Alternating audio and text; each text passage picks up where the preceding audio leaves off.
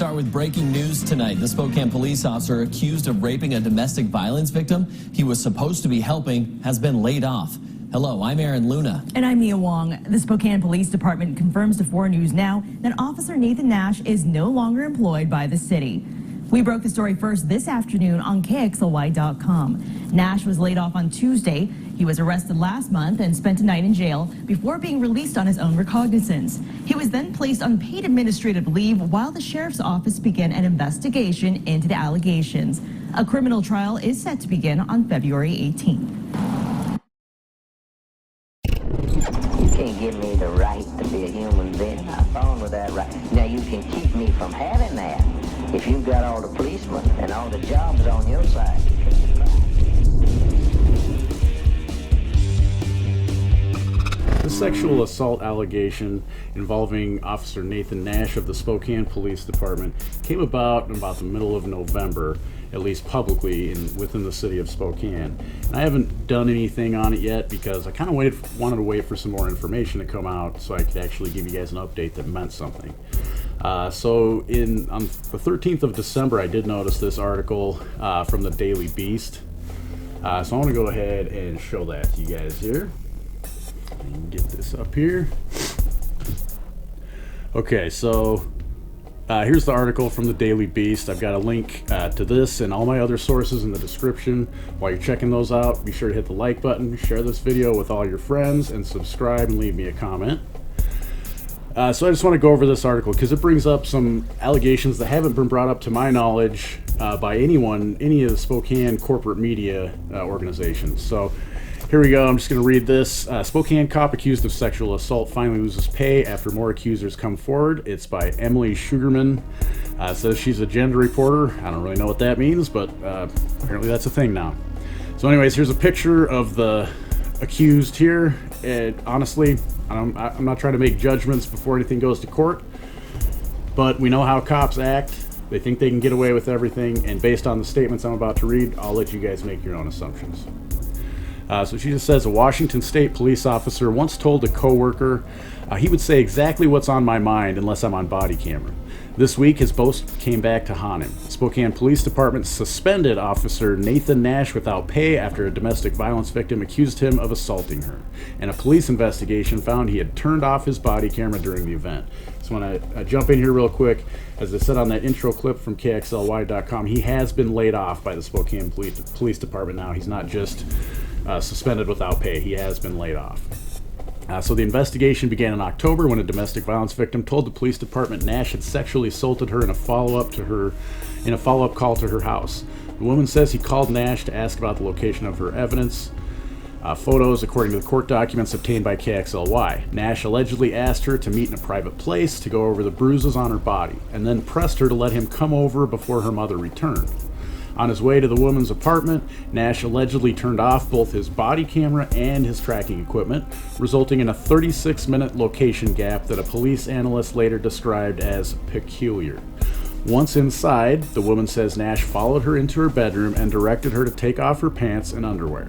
She told investigators she was confused by the request, but complied because he was a police officer, which is what most of the sheeple in this country do, and I can't say it enough, don't help them out just because they're police officers. Think about what you're doing and they're asking you to do. The woman says Nash then penetrated her with his fingers, for up to 30 seconds to a minute. She says she panicked but thought it might be what he was supposed to do, and eventually she says she told Nash, okay, that's enough. And she later told investigators the alleged assault was the worst thing that has ever happened to her. Before leaving, the woman says he gave her his personal cell phone number and he did not photograph or otherwise document her bruises, which is what he was supposed to be there for.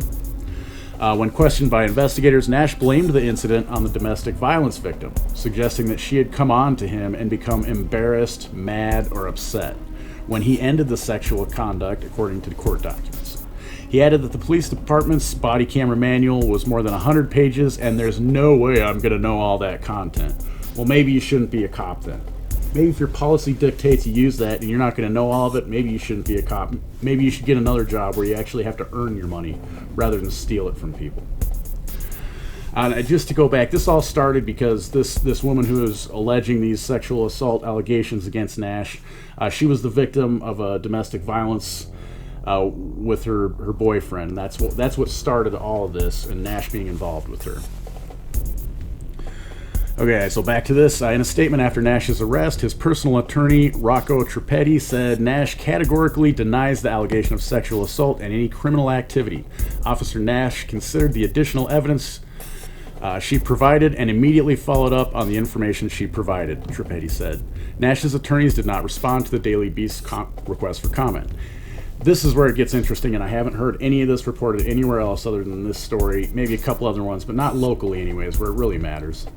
In the weeks after the incident, or the initial report, 2 more women came forward with concerns about Nash. One was a second domestic violence victim who told investigators that Nash had come on to her while he was investigating her complaint in May. During a visit to her home, the woman said Nash made a point of turning off his body cam, then gave her his personal cell phone number and said he would respond faster than 911. Over the following weeks, she says he friended her on Facebook and started liking photos of her in lingerie and sending her creepy and needy messages, according to the court documents. She told investigators she felt he had a hidden agenda of starting a relationship with her. A police department volunteer also complained about Nash, claiming he had given her his personal number and sent her inappropriate texts, including a Jeopardy-themed message reading, "Things I would like to do to you for $600." An answer, "What is a naked back rub?" "I'm too old to play games. No need in beating around the bush," Nash allegedly wrote in another message. "I just say exactly what's on my mind unless I'm on body camera." Sounds like a real good guy, right? One that we want protecting and serving. Nash was arrested on November 22nd. Nash was arrested on November 22nd and pleaded not guilty to second and third degree rape and official misconduct. His trial is set to begin in February, and Nash was originally placed on administrative leave while the investigation progressed, and this week the police department put him on unpaid layoff status, meaning he will not work or be paid until the outcome of this case is determined. So there we go. There's the update. He's not laid off permanently. He's just laid off until this case is resolved, and then they will decide whether to bring him back or lay him off permanently, I assume. If he is found, If he is found not guilty, he will be reinstated while the department investigates whether he violated any department policy. Well, he clearly already did. We don't need an investigation. He turned off his body cam. It's supposed to be on. City spokesman. Okay, so we go that the alleged conduct is completely unacceptable and an absolute conflict with the high standards of the Spokane Police Department, Craig Meidel said in a press release.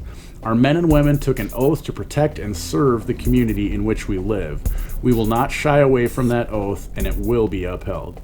Even like I've documented in a video in the past, that they wish they could punch people like me who record them and try to hold them accountable in the face and assault us. And make jokes about it, in fact. So this is what we're dealing with, not just here in the city of Spokane and Spokane County and Washington State.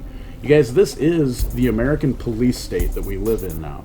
They do what they want, and they don't care about the rules. They just do what they want. They'll assault people, turn off their cameras, regardless of what policy is. Just remember, always record every interaction with the police, whether it's good or bad. It's the only thing that even somewhat keeps them honest. I hope you enjoyed this video. Make sure to hit the like button and share it with everyone you know.